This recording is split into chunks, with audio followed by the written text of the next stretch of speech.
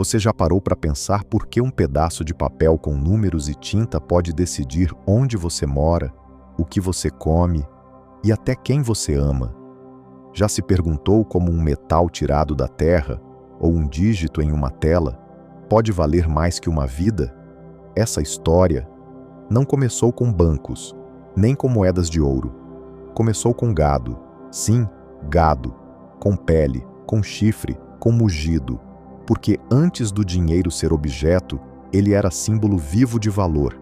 E foi quando aprendemos a representar valor que nos tornamos vulneráveis à sua distorção. Esta não é apenas uma história sobre economia. É sobre o momento em que o humano decidiu transformar relações em números, transformar confiança em contrato e poder em posse. O dinheiro não surgiu como ferramenta, mas como feitiço, e desde então temos sido encantados.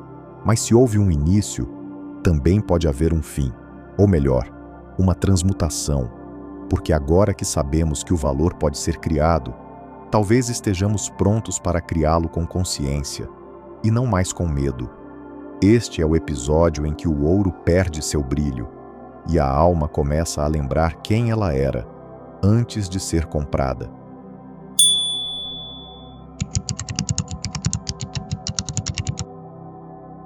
Antes do ouro, antes das moedas cunhadas, antes dos cofres e das senhas, o valor andava sobre 4 patas, mugia, respirava, morria e dava vida. O gado, símbolo arquetípico do sustento, foi uma das primeiras expressões de valor coletivo. Quem possuía gado, possuía alimento, possuía couro, possuía movimento e, mais do que isso, possuir gado era possuir tempo condensado em carne viva. Cada animal representava pasto, vigilância, cuidado, reprodução, trajeto, sobrevivência. E o número de cabeças se tornou símbolo de riqueza, mas não se tratava apenas de função. O gado era oferenda, era honra, era tributo aos deuses e dote de casamento, era pacto entre tribos, retribuição por sangue derramado, pagamento por terra cultivada. O gado era o dinheiro que respira, e por isso era também o dinheiro que podia morrer. O risco era inerente. A riqueza exigia presença. O valor podia adoecer, podia fugir, podia parir ou perecer. Havia vida nos bens, e com isso havia consciência. Porque quem lida com o vivo não esquece o ciclo. Quem troca com a natureza aprende a respeitar o ritmo. Mas bastou surgir o desejo de acumular sem cuidar, de possuir sem nutrir, de valorizar sem vivenciar, para que algo se partisse. Os humanos começaram a desejar um valor que não morresse, que não adoecesse, que não cheirasse a terra, um valor eterno, inquestionável, imutável. E assim, o gado, símbolo vivo do valor, começou a ser substituído por algo mais abstrato, algo que não respira, mas brilha, algo que não anda, mas pesa, algo que pode ser trancado, sem jamais reclamar, o ouro. Mas antes de falarmos de ouro, precisamos entender essa virada, o momento em que o valor deixou de ter olhos e passou a ter reflexo, o instante exato em que preferimos guardar um símbolo do que alimentar uma vida, e a partir daí o dinheiro deixou de mugir e passou a cintilar.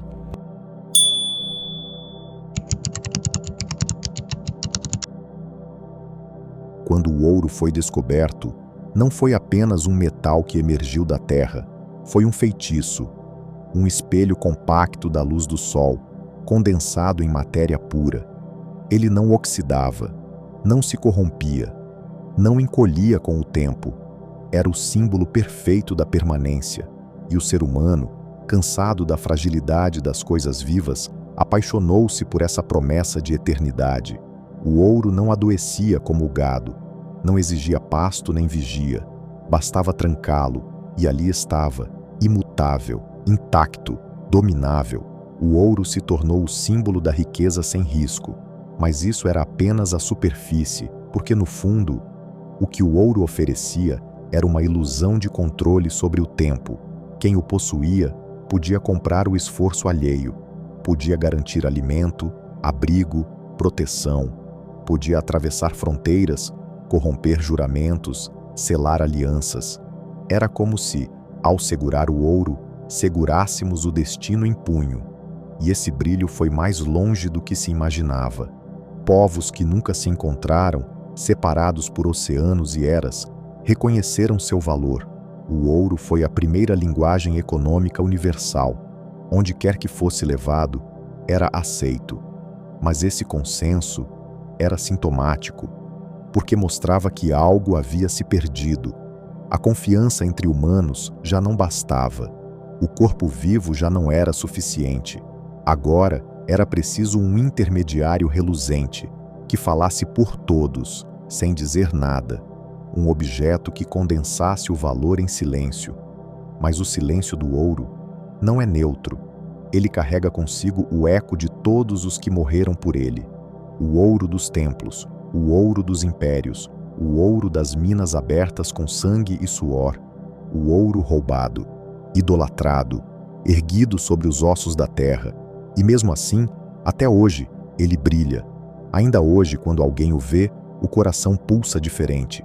Há algo ancestral ali, algo que nos chama, algo que nos cega, porque o ouro, mais do que metal, é projeção, projeção do que desejamos ser, eternos, seguros, desejados, mas também do que mais tememos, ser esquecidos, perder tudo, não ter controle.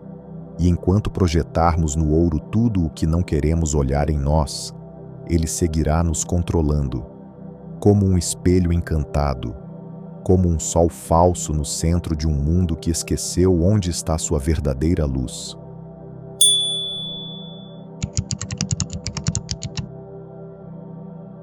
Quando o ouro deixou de ser apenas metal e passou a carregar um rosto, algo profundo se alterou na psique humana. A moeda nasceu da vontade de padronizar o valor, de torná-lo portátil, reconhecível, incontestável. Mas a moeda não era só um pedaço de metal, era uma mensagem. Gravada nela vinha o rosto do rei, o brasão do império, a assinatura do poder.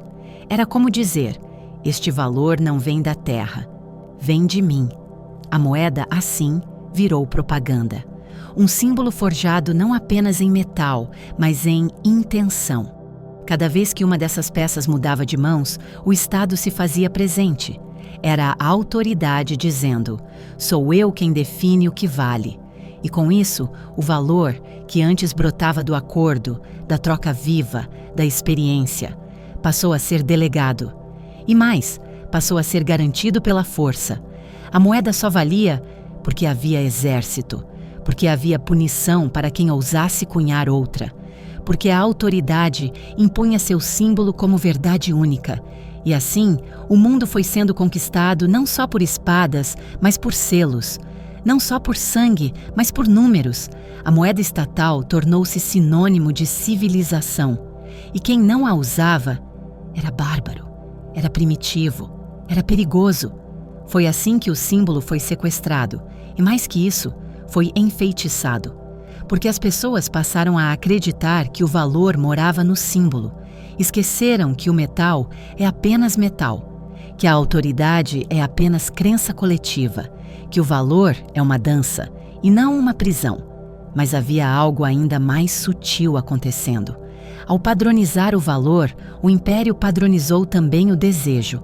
Agora, todos queriam o mesmo metal, a mesma moeda, o mesmo símbolo. E com isso, o mundo perdeu diversidade, perdeu nuance, perdeu memória. A moeda única apagou as linguagens múltiplas do valor, apagou as sementes, os colares, as pedras, as peles, os votos.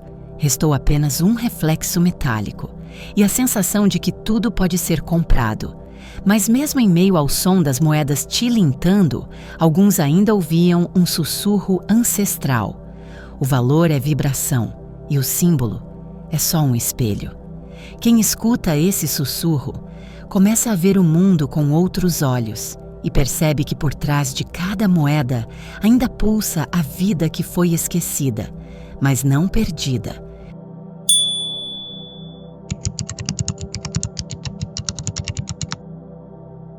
Foi em nome do símbolo que mundos inteiros foram destruídos, povos aniquilados, culturas inteiras apagadas da memória do tempo, tudo porque alguém acreditava que o brilho do ouro valia mais que o brilho nos olhos de um ser humano. O símbolo, que antes era reflexo da vida, passou a valer mais do que a vida que ele refletia. A moeda, antes meio, tornou-se fim, tornou-se obsessão, e por ela travaram-se guerras, ergueram-se colônias, sangraram-se continentes.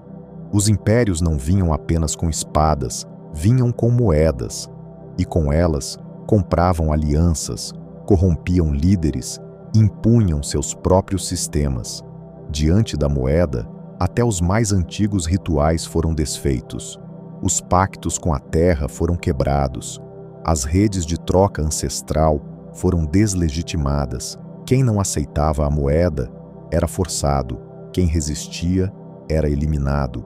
E assim, o valor deixou de ser escolha e passou a ser imposição. O símbolo se tornou uma armadilha, um ídolo vazio que exigia sacrifícios reais. E nesse processo, o mundo se partiu.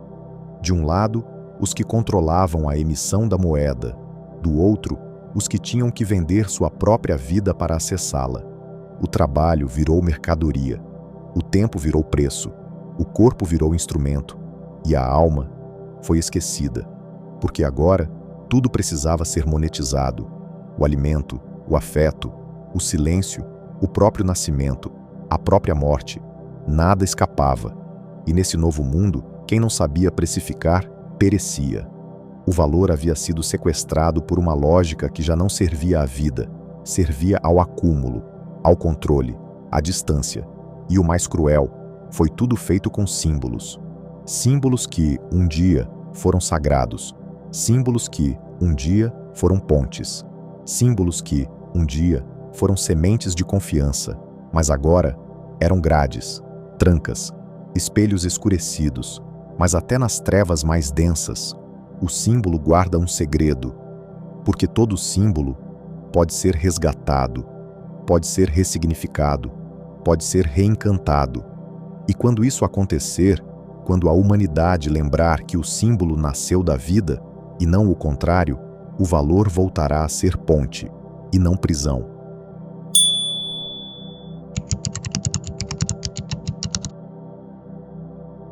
No princípio, acumular era proteção. Era o grão guardado para o inverno, a pele estendida para o frio, a lenha empilhada antes da noite. Acumular era sabedoria ancestral, era escuta do tempo, era preparação. Mas em algum ponto da história, o gesto mudou de tom.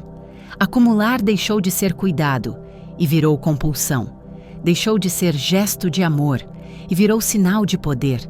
Não acumulávamos mais por frio ou por fome, mas por medo. Um medo novo, um medo que não vinha da floresta, nem do céu, nem do silêncio. Era o medo de não ter, medo de não valer, medo de não ser visto. E assim, o símbolo virou refúgio. Quanto mais longe a alma estava de si, mais moedas ela precisava para se sentir viva. E o dinheiro deixou de ser fluxo e virou parede. Começamos a empilhar notas como quem ergue muros, como quem tenta conter um vazio que cresce por dentro. O dinheiro, agora, era escudo contra a insuficiência, mas escudo nenhum preenche a ausência. E foi assim que a humanidade criou a escassez. No meio da abundância, a terra dava, os rios fluíam, as árvores frutificavam, mas a mente acreditava que faltava, e onde falta é percebida, o acúmulo vira vício, vira distorção, vira doença. Vemos isso nos bancos, nas casas, nos cofres, nos corações, gente com milhões no saldo e com medo de sorrir, com medo de parar, com medo de confiar, porque perder o símbolo virou perder a si mesmo. Mas o paradoxo é este: quanto mais você tenta acumular, mais perde o que é essencial, porque o que é verdadeiro não se estoca, amor não se estoca, presença não se estoca, alegria não se guarda em caixa forte. O valor real é vivo, e tudo o que é vivo morre se for trancado. Por isso, o novo paradigma não começa com novos sistemas, começa com um novo sentir, um novo confiar, um novo lembrar de que o valor não está no número, mas no nó que ele desata dentro de ti, e que o que você busca empilhando talvez esteja esperando ser liberado, fluindo.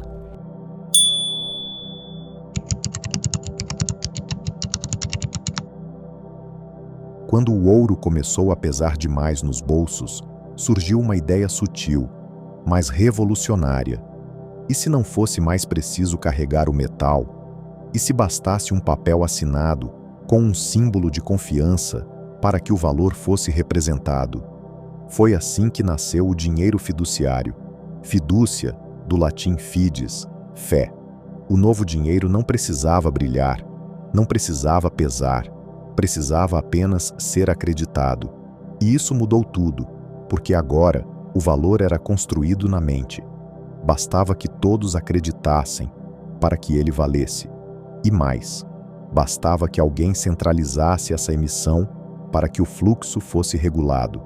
Os bancos nesse ponto não eram vilões, eram tentativas humanas de organizar o invisível, de dar forma ao caos, de conter o mar da incerteza com barragens de papel. E como toda tentativa humana, houve acertos e excessos, houve sabedoria e sombra, mas no fundo, o impulso era legítimo: criar uma ponte entre a confiança e a circulação, tornar o valor mais ágil, mais leve, mais acessível. Mas havia um risco. Ao nos afastarmos do objeto concreto, ouro, gado, terra, começamos a esquecer o que o valor representava. O símbolo tornou-se tão sofisticado que passou a parecer autônomo, como se tivesse vida própria, como se gerasse valor por si mesmo, como se não houvesse mais conexão entre o gesto, o trabalho, a criação e o saldo. E assim nasceu o Deus Dinheiro, um conceito, uma imagem, uma entidade invisível que todos temem, servem, consultam, mas poucos compreendem. Ele dita decisões, destrava oportunidades, silencia emoções, impõe rotinas. Mas é importante lembrar, esse Deus não é divino, ele é construção simbólica, é a soma das nossas decisões, das nossas crenças, das nossas omissões. E se foi criado, pode ser reeducado, redirecionado, reencontrado com alma. O dinheiro é fé, mas também pode ser ferramenta, pode ser gesto consciente, pode ser estrutura a serviço da vida, porque o que define o valor não é o papel, mas a presença que o sustenta. E nesse novo paradigma que se anuncia, o valor volta a ser decisão, escolha, semente. A verdadeira riqueza não estará no excesso, nem na escassez, mas na sabedoria da gestão, na forma como você cuida da sua atenção, da sua energia vital, das suas palavras e do que você cultiva com o que possui. O novo rico não é aquele que acumula por medo, mas aquele que administra com consciência o que lhe atravessa. E nesse caminho, cada escolha, inclusive de onde você investe, de quem você sustenta, de que saberes você adquire, se torna uma oração prática, uma alquimia viva e uma devolução ao fluxo que te sustenta.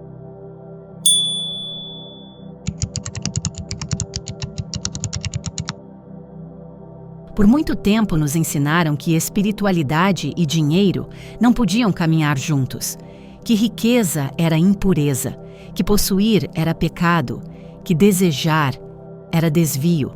Mas essa visão não nasceu do espírito, nasceu da distorção, da dor histórica, da culpa cultivada em nome do controle, porque o espírito nunca teve medo da matéria, a alma nunca rejeitou a abundância. O que contamina o valor não é o valor em si, é o esquecimento da origem, é o uso inconsciente, é o gesto sem centro. Mas quando a presença volta, tudo pode ser reconsagrado, inclusive o dinheiro, inclusive o que se compra, o que se vende, o que se investe, porque a espiritualidade verdadeira não rejeita o mundo, ela o atravessa com sentido, e então o dinheiro deixa de ser tabu. passa a ser gesto sagrado, passa a ser o que sempre deveria ter sido: energia em movimento com propósito. O que você compra é um sim. O que você consome é um voto. O que você sustenta é uma forma de dizer ao universo: é isso que eu valorizo. Por isso, nesse novo tempo, cada moeda é uma oração. Cada escolha, uma oferenda. Cada investimento, um espelho. E não há contradição entre espiritualidade e riqueza quando há intenção na circulação, quando há consciência na origem, quando há amor no destino. O dinheiro pode ser canal de cura, pode ser plataforma para despertar, pode ser ponte para sabedorias que antes estavam escondidas. Quando você adquire algo com presença, você ativa o ciclo. E quando esse algo foi criado com verdade, o valor se multiplica, dentro e fora. Por isso, investir em conhecimento é investir em si, porque o valor que você ativa ali te retorna em forma de clareza, de força, de visão. E o universo percebe quando você está pronto para ser fonte, quando deixa de mendigar abundância e começa a gerar. Esse é o novo tempo, onde não se pede permissão para prosperar, onde não se pede desculpa por querer viver com plenitude, porque prosperar com consciência é servir ao mundo. E o canal está aqui para lembrar isso, que o valor espiritual não precisa mais andar descalço. Ele pode sim caminhar com ouro nos pés, desde que o coração siga no lugar certo.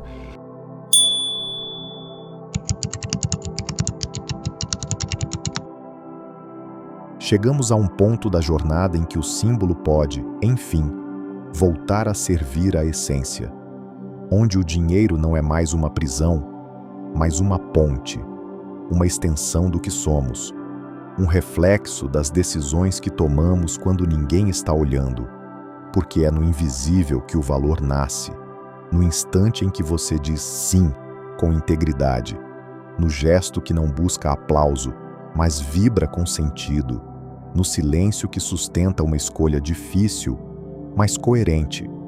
O novo paradigma econômico não é uma revolução lá fora, é uma reorganização aqui dentro, onde a energia vital deixa de escorrer por vazamentos emocionais e começa a ser dirigida com clareza, onde a atenção deixa de ser moeda de troca e volta a ser oferenda, onde o que se tem não define quem você é, mas o que você ativa com o que tem sim.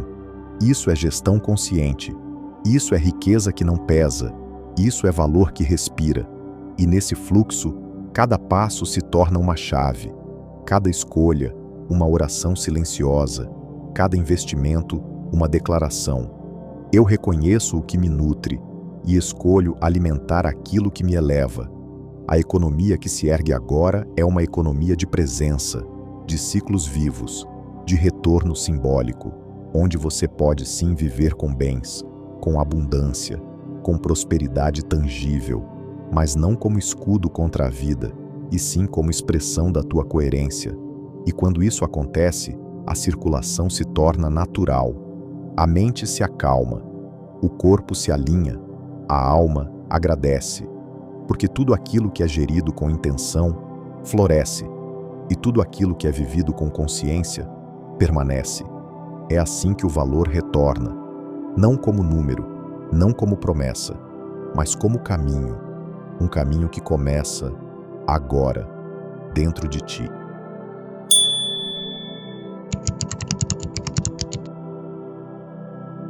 Gratidão por caminhar conosco até aqui. Que este episódio tenha aberto em ti não apenas uma reflexão sobre dinheiro, mas uma recordação profunda sobre o que é verdadeiro valor. Porque o valor real não faz alarde, ele pulsa em silêncio, como uma presença que se oferece sem cobrar. E às vezes, quando o coração está pronto, esse valor se revela em forma de história. Uma história simples, mas viva, como esta que segue agora. Dizem que num vilarejo antigo, escondido entre montanhas e névoas, havia um homem que não falava, mas todos o chamavam de guardião. Ele carregava consigo um pequeno saquinho de moedas, não de ouro nem de prata, mas de pedra, casca e barro. Ninguém sabia ao certo por que ele as guardava. Um dia perguntaram-lhe: "Essas moedas valem o quê?" Ele respondeu pela primeira vez: "Valem o que me lembram." E contou que cada moeda era um gesto que havia recebido, uma mão estendida, um olhar profundo, um silêncio respeitado, um pão dividido. Eu as carrego não por precisar delas, mas para nunca esquecer de onde veio minha abundância.